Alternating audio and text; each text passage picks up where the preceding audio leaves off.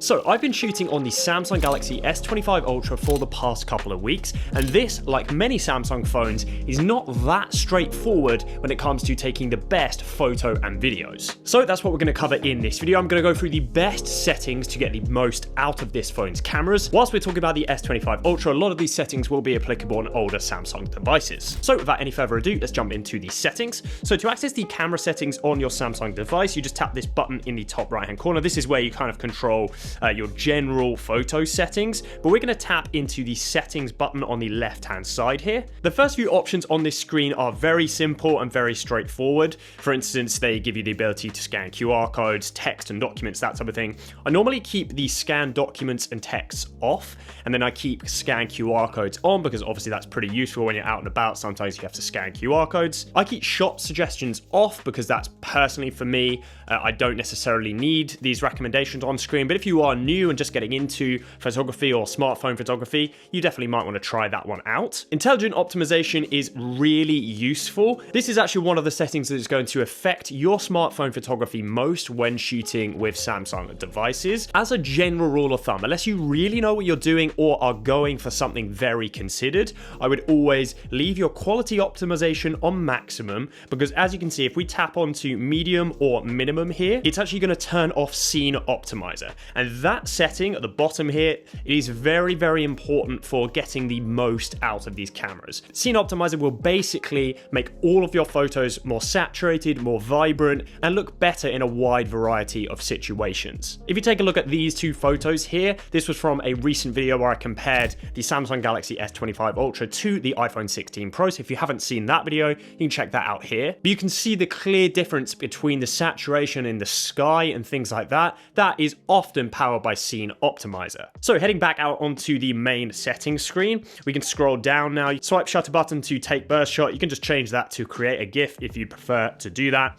Leave watermark off. And now we get into advanced picture options. And this is where we get particularly spicy. So for the vast majority of people, I would actually suggest you turn high efficiency pictures on. I myself leave it off just because I obviously use a lot of my photos in videos, and just for video editing software, it's a little bit easier from time to time to have JPEG images. But what this is going to do is drastically reduce the file size of your images by saving them in a high efficiency image format. That means more photos, reduced storage on the device. That's always a good thing. And don't worry, it's really not going to affect quality massively at all. The next option, we will talk about pro modes later on in the video, but the next option is giving you the option to choose between JPEG format, RAW format, or both together. I personally always go for both together when I'm taking a RAW, because I kind of want the choice between the phone, almost like automatic RAW, and then the ability to edit that image afterwards. But you can, of course, go for whichever one you want there. And then the last setting here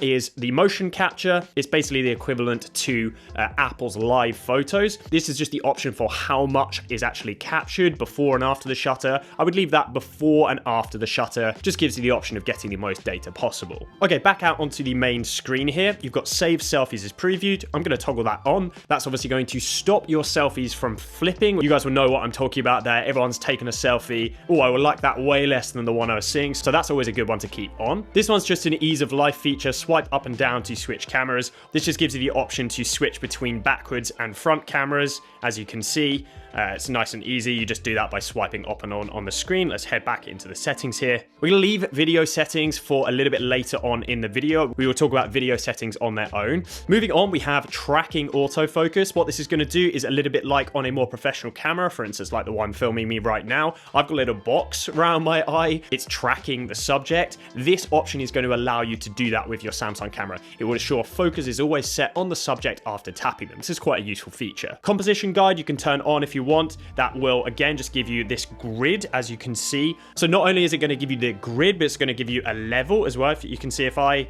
move the device here like that, you can see that it's actually going to bring up a level, and then I'm going to go straight, it will then disappear. So it is certainly quite a nice feature and will help you take better photos. Back into the settings here. Location tags, I'm going to keep those off personally, but of course just keep that toggled on if you want to know where your photos were taken. Shooting methods, we don't really need to touch this too much. You're going to have an option to take a photo or video using your volume button on the side. That's probably the only one I would keep, because when you're sometimes taking a selfie, it's quite useful to be able to hit one of those volume buttons to take the shot for you. Just a various collection of controls. These are fairly self-explanatory, but they just allow you to control how you actually take photos. Things like showing your palm to your camera, that will take a shot, and voice commands, that type of thing. You can these are just preference, just choose which ones you want on. The settings to keep is a very useful feature, and it's something which people might overlook. Basically, what this is going to allow you to do is choose which settings you want to persist on your device. So for instance, using this as an example, I'm going to turn on selfie angle. We'll go back to the main camera.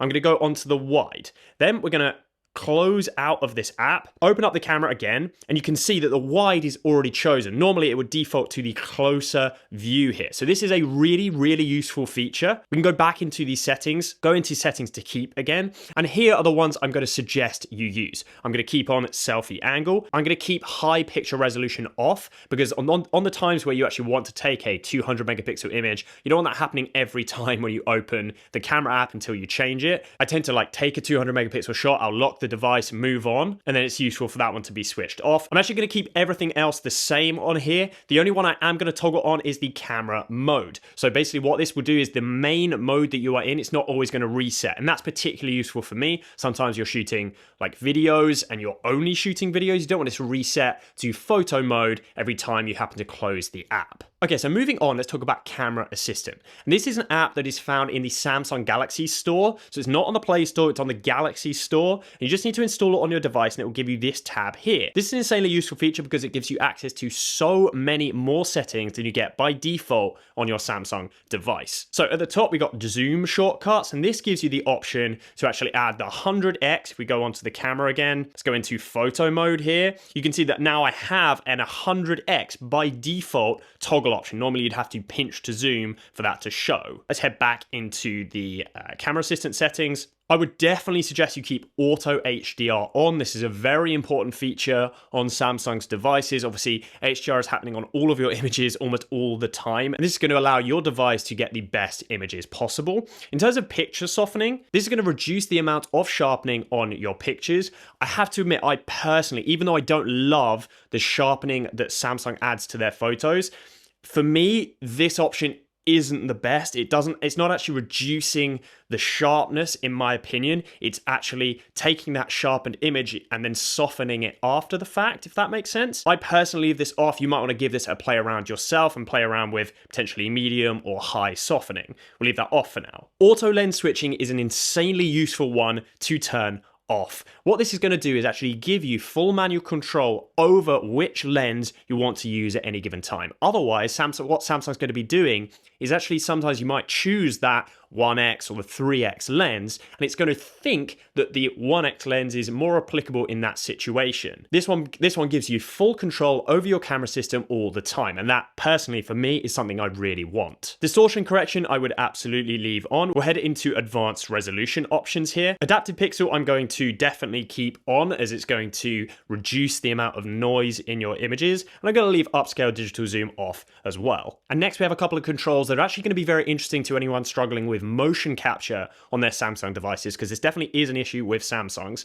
First of all, we're going to turn on quick tap shutter. That's going to take an image straight away as soon as you hit the shutter button. It's going to just reduce the amount of shutter lag on your device. Next, you have the option to prioritize focus over speed. And in the interest of shutter lag, as discussed, I'm going to keep that off because you actually don't want your device waiting until it's focused. You just want to take the image straight away. Next, carrying on, I'm going to turn off video recording in photo mode. Next, you have some timer options. The depth of field adapter correction, I'm going to leave off. The next option is really useful, and it's great that this Samsung devices actually give you this option natively. It's the option to correct anamorphic footage. So if you happen to have an anamorphic lens for your Samsung, a bit like I actually showed in my reflex video, this is going to be the option to de-squeeze that footage natively. You can set that to 1.33x or 1.55x. I'm going to turn that off for now because of course I'm not shooting with an anamorphic right now. HDR10 Plus may be very useful for certain people. If you have a lot of HDR compatible devices, you might want to turn this on. I personally, because I shoot videos and I'm often editing the footage that I take on my Samsung, I actually keep this off because I'm not working on HDR projects. Chances are if you're wanting to shoot HDR, you probably know what you're doing with this. And then probably the only remaining feature to talk about here is the save videos to external storage. This will actually allow you to shoot footage directly onto USB-C compatible devices, such as additional storage. For instance, maybe you're shooting Samsung log and need the capacity to be able to shoot longer, more extended shots. You might want to turn that on. Okay, so now let's talk about the best settings for videos. And there's two options here. So first of all, you can shoot in the standard video that comes out of your Samsung. And the next is something called Samsung Log, which is a new addition in which will allow you to shoot higher fidelity video that you can color grade afterwards. So the first setting what I'm going to want to suggest here is auto FPS off. This is going to stop Samsung changing the frames per second of your video when you don't necessarily want it. The only time I would actually suggest that you have auto FPS on is if you are not trying to shoot the best videos possible. And what I mean by that is you're just wanting to use your phone, just capturing videos for friends, that type of thing, because there will be scenarios where auto FPS is useful. But if you are being a bit more considered with your photos and videos, I would keep this off. The next is a very interesting one because video stabilization is, of course, really useful on our devices. But there is actually a lot of talk right now about turning this off, improving your video footage. If you don't know, Samsung has a lot of in-body image stabilization going on this phone. However, they also rely on electronic stabilization on top of that. And particularly I found in low light videos, your stabilization is actually going to introduce weird artifacts and potentially more noise into your footage than it's actually helping. So you may well want to turn this off, especially if you're shooting in lower light environments, and it might help you take better videos. So next we'll move into the advanced video options here. The first option is again similar to the high efficiency formats we spoke about before. There is a few things to note here though, that if you switch to H.264, which is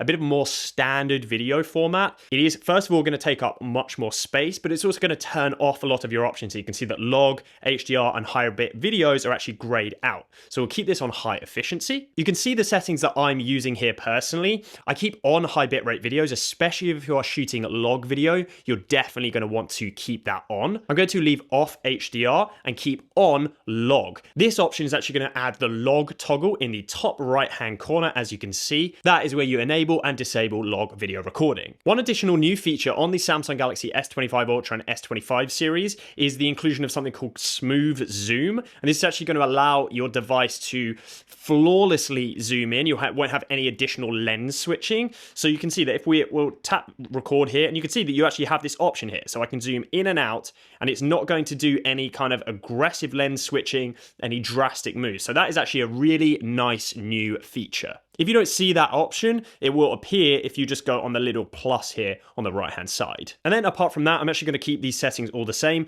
Zoom in mic, that just allows the mic to be able to adapt to the right lens being used in the video. For instance, if you're using the 5X, it's going to focus more on things further away in the scene and that type of thing. 360 audio recording, self-explanatory. I'm going to keep that off, as well as audio playback. Okay, so to round up, we've gone through the best settings, but let's talk about how to individually capture actually the best possible video and the best possible photos out of your phone. And it's going to be using the Pro modes. So I'm actually going to suggest, until we know more about Expert Pro RAW, that you don't use Pro RAW to capture your images.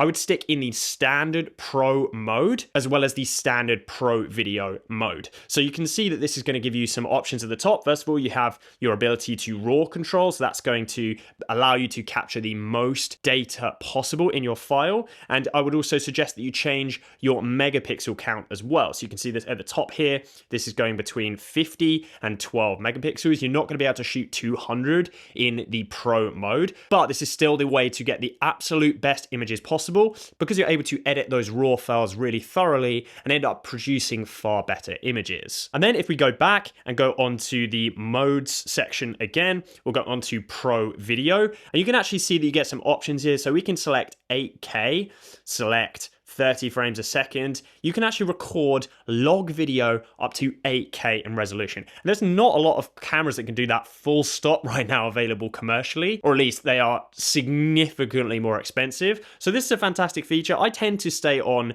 UHD and stay around the kind of 30 or 60 frames a second. I do think it's a very important note though, that if you do happen to be shooting in log, you are planning to color grade that footage afterwards. Otherwise, you're going to get far better footage just by turning off log and allowing Samsung to do its thing. You might get better footage in the Pro mode, still using automatic settings, but otherwise I would just let Samsung automatically handle your video for you. And so guys, there we have it. Those are my recommended settings for the Samsung Galaxy S25 Ultra series. I would love to hear from you guys if you have any tips or thoughts or suggestions for getting the most out of the cameras of your Samsung devices. I'm sure we could all help each other in the comments, and we'll see you next time.